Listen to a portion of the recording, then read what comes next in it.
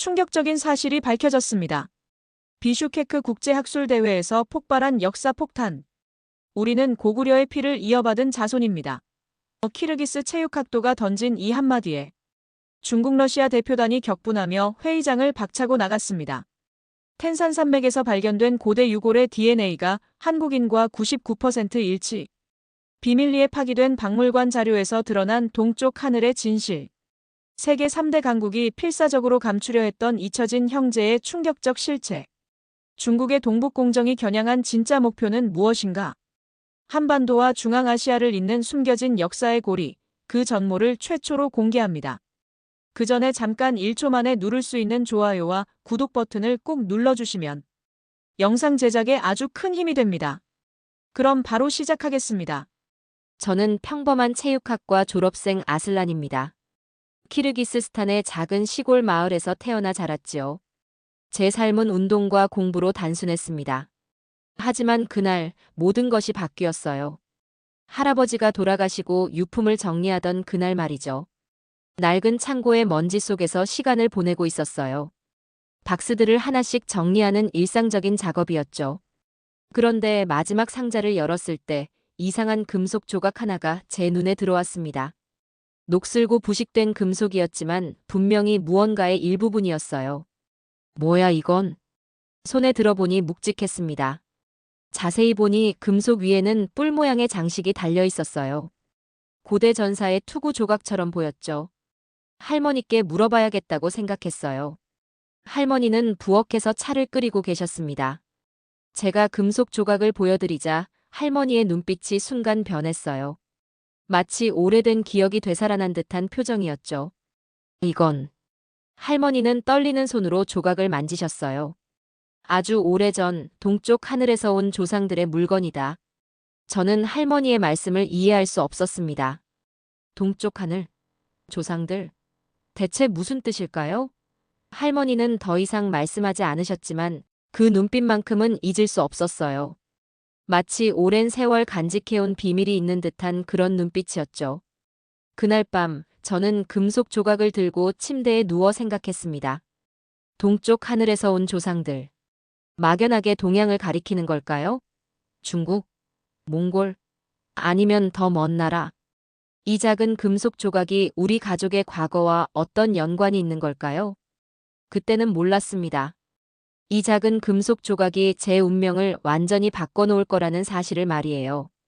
그리고 그것이 단순한 유물이 아니라 잊혀진 역사의 증거라는 것도요. 제 손에 쥐어진 것은 그저 녹슨 금속 조각이 아니었습니다. 그것은 우리의 정체성을 밝혀줄 퍼즐의 첫 조각이었죠. 그 다음 날부터 저는 마치 미친 사람처럼 도서관을 뒤지기 시작했어요. 비슈케크 시내 도서관에 있는 역사 관련 책은 거의 다 읽었다고 해도 과언이 아닙니다. 고구려, 발해, 중앙아시아 초원의 역사. 제가 관심을 가진 적 없던 분야였지만 그 금속 조각이 저를 이끌었죠. 친구들은 처음에는 걱정했다가 곧 비웃기 시작했습니다. 야, 아슬란, 무슨 우리가 고구려 후손이야? 하고 놀렸어요. 그런 건 다 한국 애들 신화야, 신화. 현실을 봐. 라며 조롱했죠. 심지어 제 동창들 사이에서는 고구려 미치광이라는 별명까지 생겼다고 들었습니다.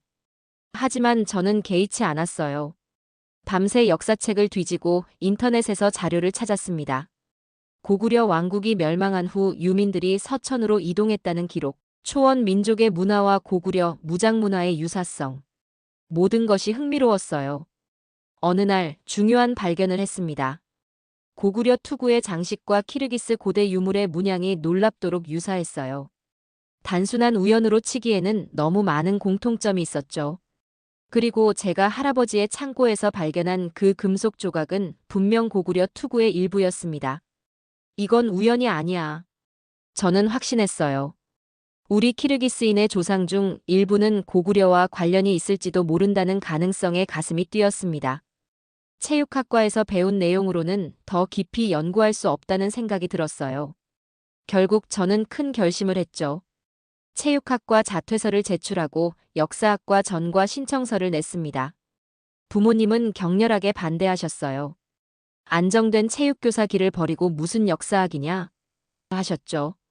친구들도 제가 미쳤다고 생각했고요. 하지만 제 마음은 확고했습니다. 이것은 단순한 호기심이 아니었어요. 우리의 뿌리, 우리의 정체성에 관한 문제였으니까요. 가끔은 자신도 미쳤다고 생각할 때도 있었지만 할아버지의 유품에서 찾은 그 투구 조각을 보면 다시 용기가 솟았습니다. 역사학과에 들어간 후 저는 더 체계적으로 연구를 시작했어요. 중앙아시아와 고구려의 연관성에 관한 모든 자료를 수집했죠. 꿈에서도 고대 초원을 달리는 기마민족을 보았습니다. 그들의 투구에는 분명히 할아버지의 창고에서 발견한 것과 같은 장식이 달려 있었어요. 이제 저는 단순한 호기심을 넘어 진정한 학문적 열정을 갖게 되었습니다. 그리고 곧 저의 연구는 더 큰 발견으로 이어지게 될 줄은 그때까지만 해도 몰랐죠.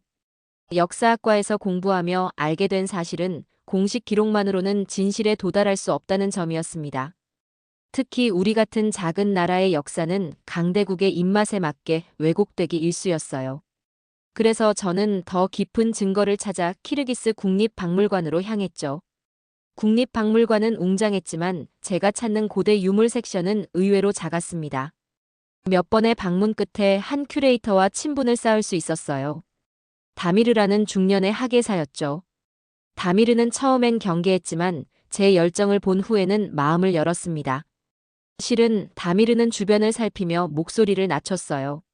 몇 년 전 우리도 고구려와 관련된 연구를 시작했었어. 하지만 중국 대사관이 공식 항의했지.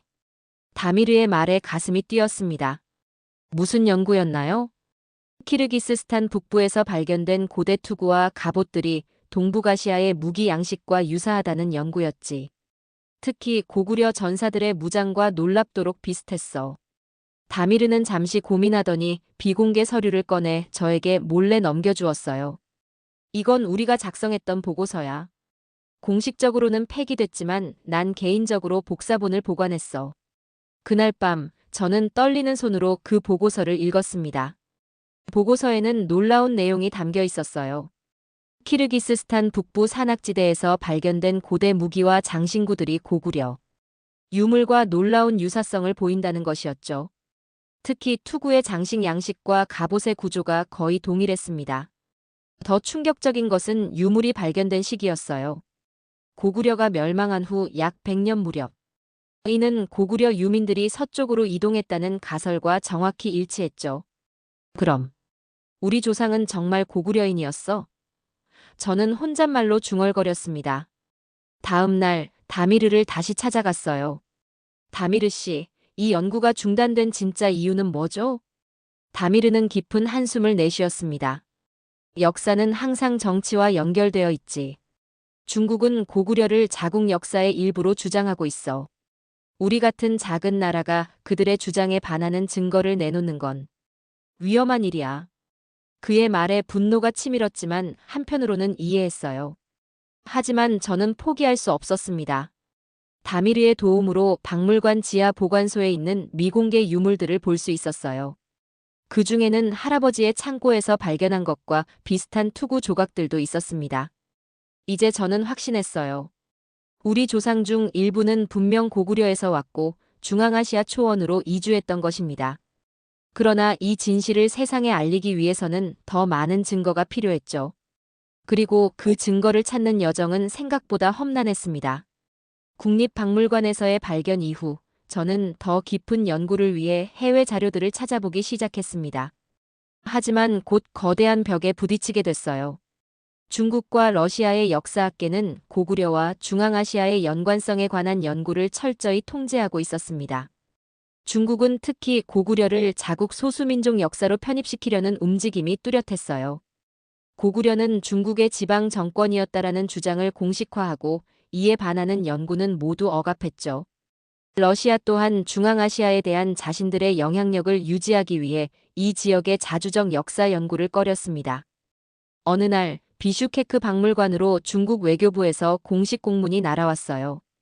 초원 지역과 동북아시아 고대 국가의 직접적 연결 연구를 삼가라. 이런 내용이었죠. 다미르는 공문을 보여주며 어깨를 으쓱했습니다. 보통 이런 식이야. 직접적인 위협은 아니지만 암묵적인 경고지. 하지만 저는 물러서지 않기로 했어요. 우리 역사를, 우리 정체성을 더는 빼앗기지 않겠다. 이를 악물며 다짐했습니다. 연구를 계속하기 위해 저는 비공식 루트를 통해 자료를 수집했어요. 인터넷에서 한국의 역사학자들과 접촉했고 고구려 연구에 관한 최신 논문들을 얻을 수 있었습니다. 그들의 연구는 중국의 주장과 완전히 달랐어요. 고구려는 독자적인 문화와 언어를 가진 독립국가였으며 중국과는 계속 대립했다는 것이었죠. 특히 고구려 멸망 후 유민들의 이동 경로에 관한 연구가 저에게 큰 도움이 됐습니다. 한국 학자들은 고구려 유민이 만주, 몽골, 그리고 더 서쪽으로 이동했다는 가설을 제시했어요. 그리고 그 경로는 정확히 우리 키르기스스탄으로 이어졌죠. 하지만 연구가 진전될수록 방해도 심해졌습니다. 대학 내에서도 압력이 있었어요. 지도 교수는 제 논문 주제 변경을 강력히 권고했고 연구 자금도 끊겼습니다. 심지어 동료 학생들 사이에서도 제가 정치적으로 민감한 연구를 한다는 소문이 퍼졌어요. 가장 힘든 순간은 어머니의 전화였습니다. 아슬란, 외교부에서 사람들이 왔었어. 내가 무슨 연구를 하는지 물어보더라. 어머니의 목소리에는 두려움이 묻어 있었어요. 순간 겁이 났습니다. 하지만 할아버지의 투구 조각을 생각하니 용기가 솟았어요. 이건 단순한 학문적 호기심이 아니었습니다. 우리 민족의 뿌리, 우리의 정체성을 찾는 여정이었죠. 저는 더 조심스럽게 하지만 더 단단하게 연구를 이어갔습니다. 그리고 마침내 한국에서 초청장이 도착했어요. 서울대학교에서 열리는 유라시아 고대 문명 교류 심포지엄에 발표자로 초청받은 것입니다. 이제 저는 진실을 찾기 위한 여정의 새로운 장을 열게 됐어요. 그리고 그 여정은 저를 할아버지의 뿌리, 우리 민족의 진정한 역사로 인도할 것이었습니다. 처음 한국 땅을 밟았을 때의 느낌은 지금도 선명합니다. 낯선 나라인데 묘하게 친숙한 기운이 느껴졌어요. 서울은 비슈케크와는 비교도 안 될 만큼 거대하고 화려했지만 어딘가 모르게 편안했죠. 국립중앙박물관으로 향하는 길, 가슴이 두근거렸습니다. 그곳에서 제 뿌리와 관련된 진실을 찾을 수 있을까 하는 기대감 때문이었죠. 박물관은 생각보다 훨씬 웅장했어요. 신라, 백제, 고구려 등 여러 왕국의 유물들이 시대순으로 전시되어 있었습니다. 신라 유물관을 지나 고구려 전시실로 들어섰을 때 저는 그 자리에 얼어붙었어요. 벽에 전시된 고구려 전사의 투구가 너무나 익숙했기 때문입니다. 바로 할아버지 창고에서 발견한 그 조각과 똑같은 디자인이었죠. 이건 말이 나오지 않았습니다. 투구의 측면에는 제가 가진 조각과 완벽히 일치하는 뿔 모양 장식이 달려 있었어요. 한국 역사학자 김 교수는 제 반응을 주의 깊게 지켜보았습니다.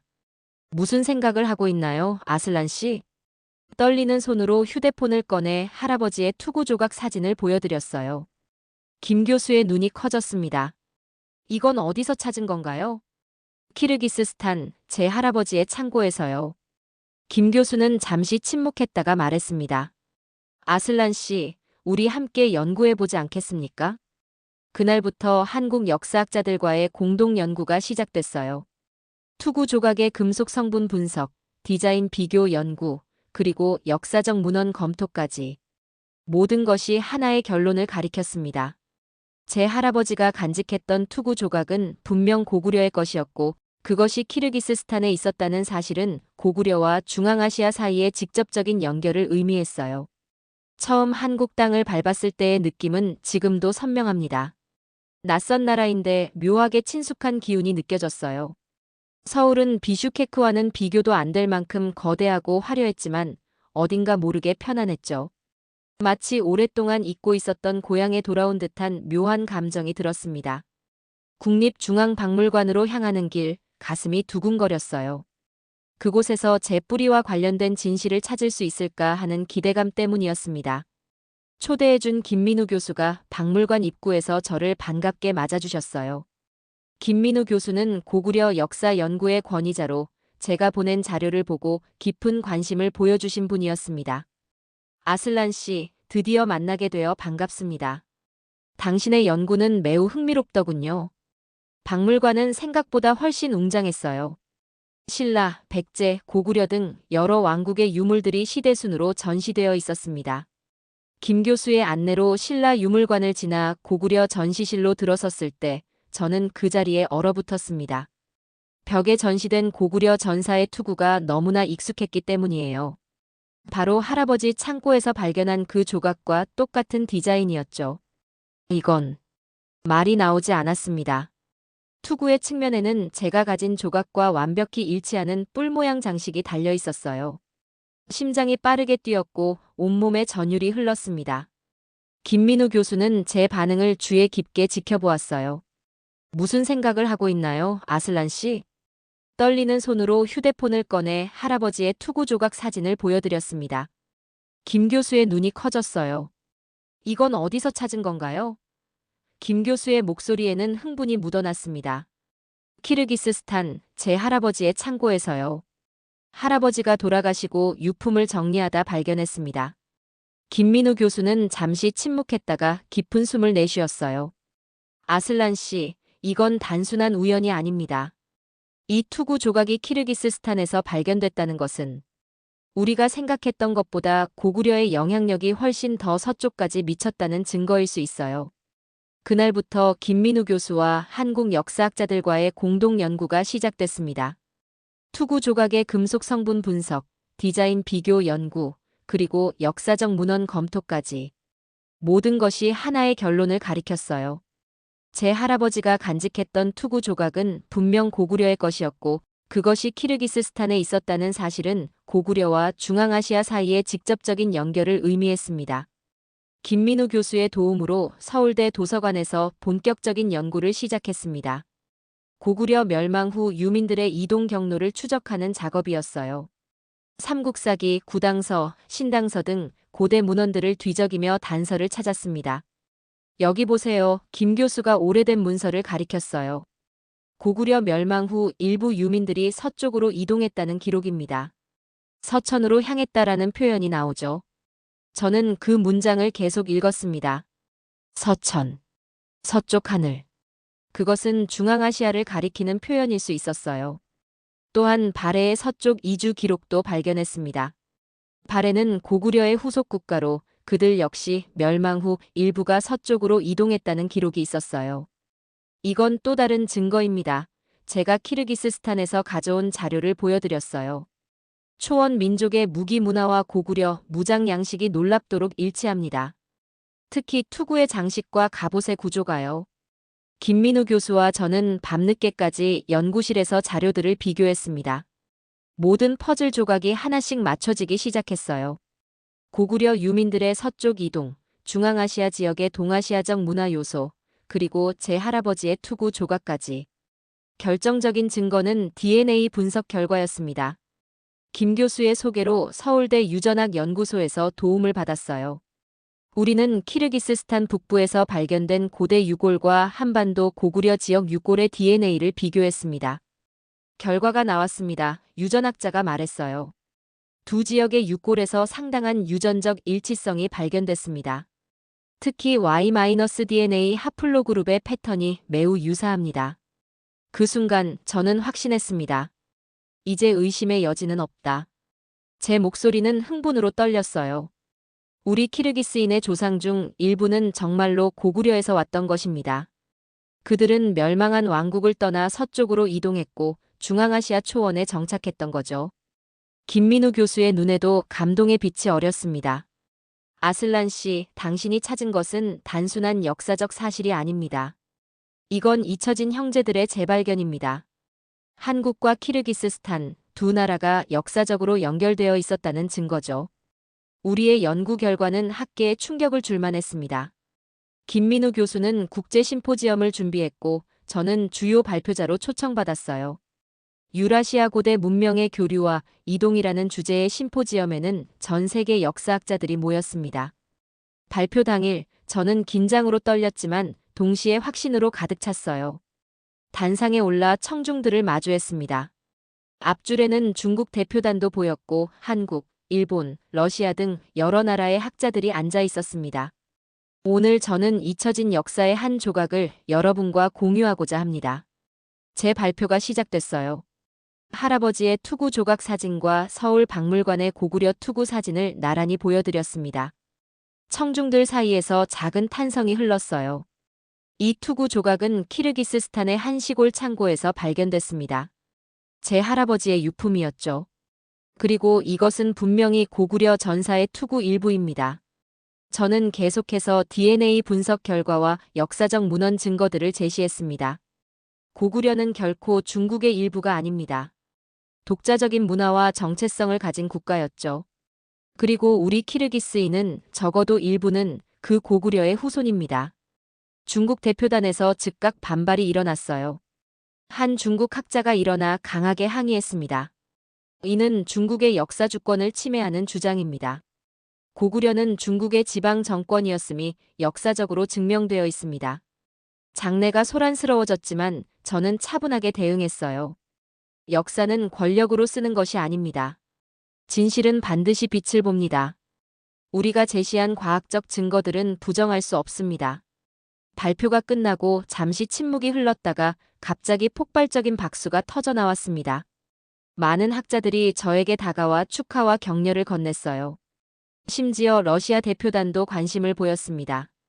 그날 밤 김민우 교수와 축하 만찬을 가졌습니다. 아슬란 씨, 당신은 역사를 바꿨어요. 이제 우리는 고구려와 중앙아시아의 연결을 무시할 수 없게 됐습니다. 심포지엄 이후 제 삶은 완전히 바뀌었습니다. 국제적인 관심 속에 키르기스스탄으로 돌아온 저는 영웅처럼 맞이받았어요. 예전에 저를 조롱하던 사람들도 이제는 경의를 표했죠. 하지만 제게 가장 중요한 것은 우리 민족의 정체성을 회복했다는 사실이었습니다. 키르기스스탄 정부는 공식적으로 고구려와의 역사적 연관성 연구를 지원하기로 했어요. 비슈케크의 유라시아 고대문명 연구소가 설립되었고 저는 초대 소장으로 임명됐습니다. 한국과의 문화 교류도 활발해졌어요. 많은 한국인들이 고구려의 후예를 찾아 키르기스스탄을 방문했죠. 오늘도 저는 할아버지의 투구 조각을 바라봅니다. 이제 그것은 비슈케크 박물관의 중앙에 전시되어 있어요. 그 작은 금속 조각이 우리의 정체성을 되찾게 해주었습니다. 진실은 지워질 수 없어요. 아무리 강대국이 숨기려 해도 조상의 목소리는 다시 깨어날 것입니다. 지금 저는 새로운 책을 준비하고 있습니다. 고구려에 서진 잊혀진 디아스포라의 역사라는 제목이에요. 이 책이 더 많은 사람들에게 우리의 잊혀진 역사를 알려주기를 바랍니다. 할아버지의 투구 조각처럼 때로는 작은 진실이 세상을 바꿀 수 있으니까요. 이것으로 제 이야기를 마칩니다. 하지만 우리의 여정은 이제 막 시작되었습니다. 역사는 권력에 의해 쓰여지지만 진실은 결코 지워지지 않습니다. 수천 년의 세월 속에 묻혀있던 연결고리가 빛을 보는 순간 우리는 역사의 새 장을 목격했습니다. 우리는 누구인가라는 질문 앞에서 국경과 민족의 경계는 무의미해집니다. 인류의 역사는 결국 하나로 이어져 있음을 이 놀라운 발견이 다시 한번 증명해냈습니다. 진실을 향한 여정은 계속됩니다. 그리고 그 여정에는 항상 용기가 필요합니다. 이 이야기가 마음에 와닿으셨다면 좋아요와 구독 부탁드립니다. 앞으로 더 좋은 영상으로 보답해드리겠습니다. 시청해주셔서 감사합니다.